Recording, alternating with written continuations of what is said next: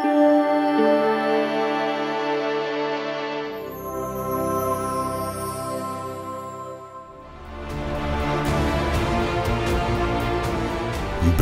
শাসকেরা সবেমাত্র পুরো এই ভারত উপমহাদেশকে নিজেদের বশে নিয়ে নিয়েছে।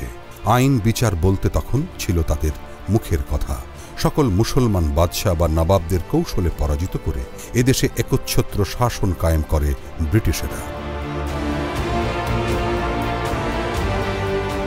তখন মুসলমানেরা ইংরেজি শিক্ষা গ্রহণ করতে চাইত না। এ সময় বসেছিল না অন্যরা, তারা ইংরেজদের কাছ থেকে সামান্য ইংরেজি শিক্ষা গ্রহণ করে তাদেরই ছত্রছায়ায় জমিদারি প্রথার মাধ্যমে শাসন করত এই দেশে। এই অবস্থায় ধীরে ধীরে শিক্ষা ও আর্থসামাজিক অবস্থায় পিছিয়ে পড়ে মুসলমানরা।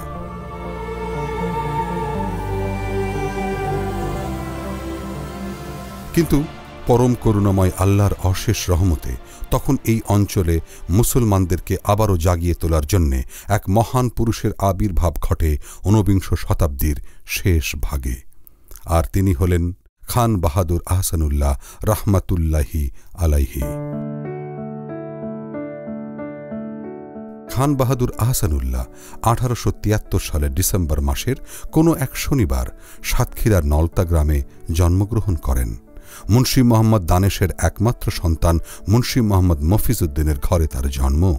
আর মায়ের নাম ছিল মোসাম্মত আমিনা বেগম। পিতা মুন্সি মোহাম্মদ মফিজউদ্দিন ছিলেন ধার্মিক, দানশীল এবং বিত্তবান ব্যক্তি। ছোটবেলার পাঠশালার পাঠ চুকিয়ে খান বাহাদুর আহসানুল্লাহ ভর্তি হন নলতা মধ্য ইংরেজি বিদ্যালয়ে। খান বাহাদুর আহসানুল্লাহ 1890 সালে ভবানীপুর লন্ডন মিশনারি স্কুল থেকে কৃতিত্বের সাথে এন্ট্রান্স পাশ করেন, যা বর্তমানে এসএসসি। হুগলি কলেজ থেকে 1892 সালে FA, যা বর্তমানে HSC, এবং কলকাতার প্রেসিডেন্সি কলেজ থেকে 1894 সালে BA এবং কলিকাতা বিশ্ববিদ্যালয়ের অধীনে 1895 সালে দর্শন শাস্ত্রে MA ডিগ্রি লাভ করেন। 1896 সালে খান বাহাদুর আহসানুল্লাহ সরকারি চাকরিতে প্রবেশ করেন। চাকরি জীবনের শুরুতে অল্প সময়ের জন্য রাজশাহী কলেজিয়েট স্কুলে সুপার নিউমারারে শিক্ষক হিসেবে শিক্ষকতা করেন। অল্প কয়েকদিনের মধ্যেই এই মহান ব্যক্তিত্ব ফরিদপুরের ডেপুটি ইন্সপেক্টর পদে চাকরি পান। 1904 সালে রাজশাহী কলেজিয়েট স্কুলের হেডমাস্টার থাকা অবস্থায় তিনি মুসলমান ছাত্রদের শিক্ষায় প্রয়োজনীয় সুযোগ সুবিধা সৃষ্টি করেন এবং বিভিন্ন সমস্যা সমাধানে সচেষ্ট হন। তখন কোনো মুসলমান ডিস্ট্রিক্ট বোর্ডের চেয়ারম্যান হতে পারতেন না। খান বাহাদুর আহসানুল্লাহর প্রচেষ্টায় মোহাম্মদ এমাদ উদ্দিন সর্বপ্রথম ডিস্ট্রিক্ট বোর্ডের চেয়ারম্যান হিসেবে নিযুক্ত হন। 1907 সালে তিনি চট্টগ্রাম ডিভিশনের ইন্সপেক্টর পদে নিযুক্ত হয়ে 17 বছর চট্টগ্রাম শহরে অতিবাহিত করেন। চট্টগ্রামে চাকরিকালে তৎকালীন অবিভক্ত বাংলার মুসলমানদের মধ্যে তিনি সর্বপ্রথম ইন্ডিয়ান এডুকেশন সার্ভিসের অন্তর্ভুক্ত হন। অতঃপর তিনি শিক্ষা বিভাগের সহকারী পরিচালক নিযুক্ত হন। 1912 সালে অল্প কিছুদিনের জন্য তিনি কলকাতার প্রেসিডেন্সি বিভাগের ইন্সপেক্টর হিসেবে নিযুক্ত হন। একজন শিক্ষক থেকে শিক্ষা বিভাগের সর্বোচ্চ পদে আসন গ্রহণ, পাহাড়ের সর্বোচ্চ চূড়ায় ওঠার এই দীর্ঘ পথ পরিক্রমা ছিল সত্যিই অনন্য। 1929 সালে 55 বছর বয়সে এই মহান পুরুষ চাকরি থেকে অবসর গ্রহণ করলেও শিক্ষাক্ষেত্রে রেখে যান অনন্য অবদান। উদাহরণস্বরূপ বলা যেতে পারে, বৈষম্য নিরসনে পরীক্ষার খাতায় নামের পরিবর্তে রোল নম্বর লেখার রীতি প্রবর্তনের সপক্ষে খান বাহাদুর আহসানুল্লাহ উদ্যোগ গ্রহণ করেন। অনার্স ও MA পরীক্ষায় এই রীতি প্রবর্তন করতে সক্ষম হন। তাঁর চেষ্টার ফলে মাদ্রাসা ছাত্রদের কলেজ ও বিশ্ববিদ্যালয়ে ভর্তি হবার অনুকূল পরিবেশ সৃষ্টি হয়। এছাড়া তাঁর প্রচেষ্টায় আরবি শিক্ষার সাথে ইংরেজি শিক্ষার ব্যবস্থা করা হয়। খান বাহাদুর আহসানুল্লাহ সর্বপ্রথম স্কুল কলেজে মৌলভী পদ সৃষ্টি করেন। পণ্ডিত ও মৌলভীদের বেতন বৈষম্য দূর করেন। তাঁর প্রচেষ্টায় বহু মক্তব, মাদ্রাসা, হাই স্কুল ও কলেজ প্রতিষ্ঠিত হয়। কলকাতার Baker hostel, Taylor hostel, Carmichael hostel, Muslim institute এবং রাজশাহীতে ফুলার হোস্টেল প্রতিষ্ঠায় তিনি অবদান রাখেন। তাঁর চেষ্টার ফলে সে সময় কলকাতার মুসলমান ছাত্রদের জন্য ইসলামিয়া কলেজ এবং মুসলিম অ্যাংলো ওরিয়েন্টাল গার্লস কলেজ প্রতিষ্ঠিত হয়। ব্রিটিশ সরকার মুসলিম শিক্ষার ভার খান বাহাদুর আহসানুল্লাহর হাতে ন্যস্ত করেন। ফলে বহু মক্তব, মাদ্রাসা, মুসলিম হাই স্কুল এবং কলেজ তাঁরই তত্ত্বাবধানে প্রতিষ্ঠিত হয়। এছাড়া মুসলমান ছাত্রীদের উচ্চশিক্ষার জন্য বিশেষ বিশেষ স্কুল ও কলেজ প্রতিষ্ঠা করেন। মুসলিম শিক্ষা ও সাহিত্য বিস্তারে খান বাহাদুর আহসানুল্লাহ এর আগে একটি গুরুত্বপূর্ণ পদক্ষেপ মখদুমে লাইব্রেরি ও আহসানুল্লাহ বুক হাউস লিমিটেড প্রতিষ্ঠা করেন। বহু সাহিত্যিক, লেখক, কবি এই লাইব্রেরির সাথে সংশ্লিষ্ট হন। তৎকালীন আলোড়ন সৃষ্টিকারী গ্রন্থ আনোয়ারা ও বিষাদ সিন্ধু এই লাইব্রেরি থেকেই প্রকাশিত হয়। এছাড়াও এই লাইব্রেরি থেকে কাজী নজরুল ইসলামের জুলফিকার, বনগীতি, কাব্য আমপারা প্রভৃতি বই প্রকাশিত হয়। খান বাহাদুর আহসানুল্লাহ ১৯১২ সালে ঢাকা বিশ্ববিদ্যালয় স্কিম প্রণয়নের জন্য গঠিত নাথান কমিশনের একটি গুরুত্বপূর্ণ সাব কমিটি এবং হর্নেল কমিটির সদস্য ছিলেন। পরবর্তীতে ঢাকা বিশ্ববিদ্যালয়ের খসড়া বিল ১৯১৯ বিবেচনার জন্য ৯ সদস্য বিশিষ্ট কমিটিতে খান বাহাদুর আহসানুল্লাহ একমাত্র বাঙালি মুসলমান সদস্য হিসেবে মনোনীত হন। ঢাকা বিশ্ববিদ্যালয়ের স্থাপনের খসড়া বিল কলকাতা বিশ্ববিদ্যালয়ের সিনেটে উপস্থাপিত হলে প্রচণ্ড বিরোধিতার সৃষ্টি হয়। খান বাহাদুর আহসানুল্লাহ, যিনি বিলের প্রতিটি অনুচ্ছেদ বিশ্লেষণ ও স্বার্থ সংরক্ষণে পদে পদে বলিষ্ঠ অবস্থান গ্রহণ করেন, কলকাতা বিশ্ববিদ্যালয়ের কিছু নীতি নির্ধারকের সাথে দ্বিমত পোষণ করে ১৯১৯ সালে ২৭ নভেম্বর তিনি ৪ পৃষ্ঠার একটি নোট অফ ডিসেন্ট দাখিল করে রিপোর্টে স্বাক্ষর করেন। তার নোট অফ ডিসেন্ট কমিটির রিপোর্টের সঙ্গে সংযুক্ত হয়। নোট অফ ডিসেন্টে অন্যান্য বিষয়ের সাথে ঢাকা বিশ্ববিদ্যালয় স্থাপনে ব্রিটিশ সরকারের প্রতিশ্রুতি ও তা প্রতিপালনের যৌক্তিকতা এবং ন্যায়সঙ্গতার বিষয়টি তুলে ধরেন। তিনি কলকাতা বিশ্ববিদ্যালয়ের প্রথম মুসলিম সিনেট ও সিন্ডিকেটের সদস্য ছিলেন। ঢাকা বিশ্ববিদ্যালয়ের প্রতিষ্ঠা লগ্ন থেকে ১ দশকেরও বেশি সময় ঢাকা বিশ্ববিদ্যালয় কোর্টের, বর্তমান সিনেট, সদস্য ছিলেন। চাকুরি ও অবসর জীবনে খান বাহাদুর আহসানুল্লাহ নিরলসভাবে ধর্ম ও সাহিত্য চর্চা করতেন। সমাজ, দেশ, বাংলা ভাষা, সাহিত্য, সংস্কৃতি, ইতিহাস, শিক্ষা, ধর্ম নানা বিষয় নিয়ে প্রায় শতাধিক পুস্তক রচনা করেন। এক কথায় বলা যেতে পারে, খান বাহাদুর আহসানুল্লাহর সাহিত্য ভাবনার পুরোটা দখল করে রয়েছে স্বদেশ ও স্বজাতি, বাংলা ভাষা ও সাহিত্য এবং মানুষের সর্বাঙ্গীন মঙ্গল কামনা। সমাজ সংস্কার তথা সমাজের সার্বিক উন্নয়নের প্রতিও তিনি ছিলেন সচেষ্ট। আধ্যাত্ম চর্চা ও আধ্যাত্মিক জীবন যাপনের প্রতি বাল্যকাল থেকেই তার প্রবল আকর্ষণ লক্ষণীয়। আমার জীবনের এই উদ্দেশ্য, আমি যে আপনাদের কাছে ঘুরে বেড়াই, আমার বড়ই ইচ্ছা আমার বাবারা যেন খোদার আসে, সব কাজ করুন, তারই সঙ্গে যেন খোদারই কথা মনে থাকে, সেই চিন্তাটাই যেন প্রবল থাকে।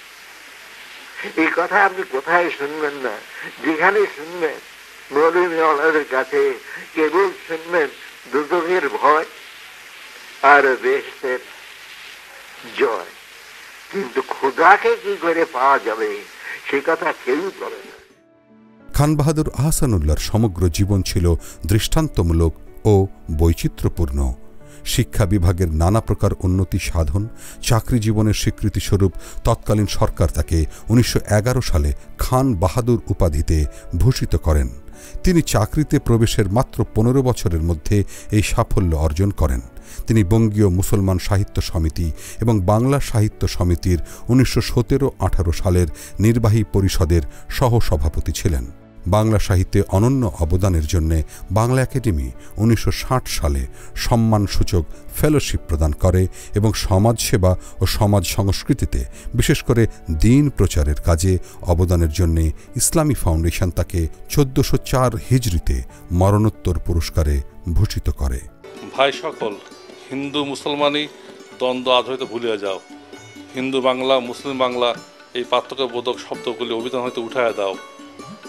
উভয়ের সাহায্যে বঙ্গভাষার আয়ত্ত বৃদ্ধি করো এবং ভাষার উত্তরোত্তর উন্নতি তার দেশের মঙ্গল সাধন করো। আল্লাহ যে তিনি বলছেন, উর্দু আমাদের মাতৃভাষা মনে করিয়া বঙ্গ সাহিত্যের পরিবেশের জন্য কেউ অগ্রসর হন নাই। বঙ্গ ব্যবচ্ছেদ সে তর্ক মিটাইয়া দিয়াছে। সকলে বুঝিতে পারিয়াছেন যে বঙ্গীয় মুসলমান সমাজের উন্নতি সাধন করিতে হইলে বঙ্গ ভাষায় সাহিত্য রচনা করা আবশ্যক।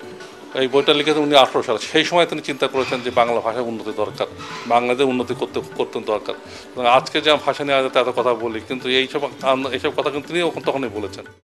সরকারি চাকরি থেকে অবসর গ্রহণ করে খান বাহাদুর আহসানুল্লাহ স্বদেশবাসীর রুহানি খেদমত এবং সমাজ সেবার জন্যে স্রষ্টার এবাদত ও সৃষ্টির সেবা এই দর্শন নিয়ে সাতক্ষীরা জেলার নিজ গ্রাম নলতাতে 1935 সালে 15 মার্চ আহসানিয়া মিশন নামে একটি সেবামূলক প্রতিষ্ঠান গড়ে তোলেন এবং 1958 সালে 9 ফেব্রুয়ারি ঢাকা আহসানিয়া মিশন প্রতিষ্ঠা করেন। ঢাকা আহসানিয়া মিশন বাংলাদেশের একটি অন্যতম অলাভজনক সমাজসেবামূলক স্বেচ্ছাসেবী সংগঠন। এই প্রতিষ্ঠানটি মূলত দেশের মানুষের শিক্ষা, স্বাস্থ্য, অর্থনৈতিক ও সামাজিক উন্নয়নে কাজ করে যাচ্ছে। ঢাকা আহসানিয়া মিশন, যার সামাজিক ও আত্মিক উন্নয়নমূলক কর্মকাণ্ড আজ বাংলাদেশের গণ্ডি পেরিয়ে বৃহত্তর পরিসরে আন্তর্জাতিক অঙ্গনে পরিব্যাপ্ত। জাতীয় ও আন্তর্জাতিক পর্যায়ে বিভিন্ন পুরস্কারের পাশাপাশি ঢাকা আহসানিয়া মিশন 2002 সালে বাংলাদেশ সরকার প্রদত্ত সর্বোচ্চ বেসামরিক সম্মাননা পদক স্বাধীনতা পুরস্কার লাভ করে। হযরত খান বাহাদুর আহসানুল্লাহ রহমতুল্লাহ আলাইহি উনি শুধু ঢাকা আহসানিয়া মিশন বা আহসানিয়া মিশন প্রতিষ্ঠা করেন নাই, উনি জীবনদশায় কিন্তু অনেকগুলো প্রতিষ্ঠান প্রতিষ্ঠা করেছিলেন। যেমন যুবক সমিতি প্রতিষ্ঠা করেছিলেন, মুসলিম সমিতি, সেবক সমিতি প্রতিষ্ঠা করেছিলেন, মহিলা সমিতি প্রতিষ্ঠা করেছিলেন, উনি স্টুডেন্ট ওয়েলফেয়ার অ্যাসোসিয়েশন প্রতিষ্ঠা করেছিলেন, উনি সাতক্ষীরা পিপলস অ্যাসোসিয়েশন প্রতিষ্ঠা করেছিলেন। পাশাপাশি উনি দুস্থদের জন্য একটা ফান্ড ক্রিয়েট করেছিলেন, দুস্থ ফান্ড, এবং ছাত্রছাত্রীদের বৃত্তির জন্য কিন্তু উনি শিক্ষা ফান্ড গঠন করেছিলেন। ওনার সামগ্রিক জীবনটা কিন্তু উনি মানুষের কল্যাণে ব্যয় করেছিলেন, যার কারণে আজকে দেশের সীমানা পেরিয়ে ওনার এই আদর্শ কিন্তু আজকে বিশ্বের আঙ্গিনায় পৌঁছে গেছে। খান বাহাদুর আহসানুল্লাহ ব্যক্তিগত জীবনে অনেক ধার্মিক ছিলেন। আধ্যাত্মিক সাধনায় তিনি সিদ্ধি লাভ করেন। ধার্মিক খান বাহাদুর আহসানুল্লাহ সুফি দর্শনের অন্যতম প্রবক্তা ছিলেন। তিনি ছিলেন উদার মুসলিম জীবনবাদী দর্শনের প্রবক্তা। সৃষ্টির সেবা তথা সমগ্র মানব সমাজের জাগতিক ও আধ্যাত্মিক সেবার মহান ব্রত নিয়ে খান বাহাদুর আহসানুল্লাহ আজীবন আধ্যাত্ম সাধনায় ইনসানে কামিলের পর্যায়ে উপনীত হন। খান বাহাদুর আহসানুল্লাহ তার ভক্ত, অনুসারী ও গুণগ্রাহীদের দিয়েছিলেন বন্ধুর স্থান।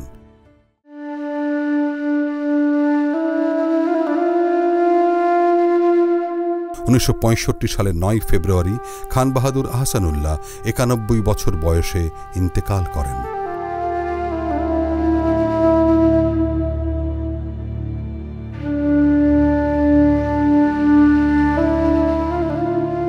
শারীরিক তিরোধান ঘটলেও বিভিন্ন কর্মকাণ্ডের দরুন তিরোধান ঘটেনি। অনেক মহান ব্যক্তিগণ বিশেষ বিশেষ মন্তব্য করেন খান বাহাদুর আহসানুল্লাহ সম্পর্কে। তার সম্পর্কে অনেকে এমনও মন্তব্য করেন যে তিনি বাঙালি মুসলমানদের নবজাগরণে ছিলেন, প্রকৃত অর্থে এক রেনেসাঁ মানুষ। তিনি দৈহিকভাবে চলে গেলেও নলতাতে খান বাহাদুর আহসানুল্লাহ রওজা শরীফ সব সময় হাজার হাজার মানুষের পদচারণায় মুখর হয়ে থাকে। আজও তাঁর কর্মময় জীবন ও আদর্শ মানুষের প্রেরণার উৎস হয়ে আছে। তাঁর জীবন জুড়ে ছিল সৃষ্টি ও সৃজনশীলতার এক বিশাল ইতিহাস। তাই খান বাহাদুর আহসানুল্লাহ প্রবলভাবে বেঁচে আছেন দেশ ও মানুষের মাঝে। প্রতি বছর বাংলা মাসের 26, 27 ও 28 মাঘ তাঁর স্মরণার্থে ওরস শরীফ উদযাপন করা হয়। দেশ বিদেশ থেকে তাঁর অসংখ্য ভক্ত ও অনুরাগীরা তাঁর রওজা শরীফ জিয়ারতের উদ্দেশ্যে নলতা শরীফে আসেন।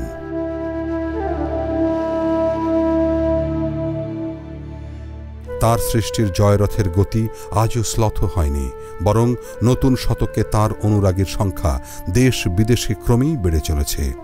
মানুষের কল্যাণের জন্যে তার অভিব্যক্তি ছিল, আমার জীবনের মুখ্য উদ্দেশ্য সকল শ্রেণীকে ধর্ম ও জাতি নির্বিশেষে প্রেম সূত্রে আবদ্ধ করিয়া মহাপ্রভুর উদ্দেশ্য সাধন।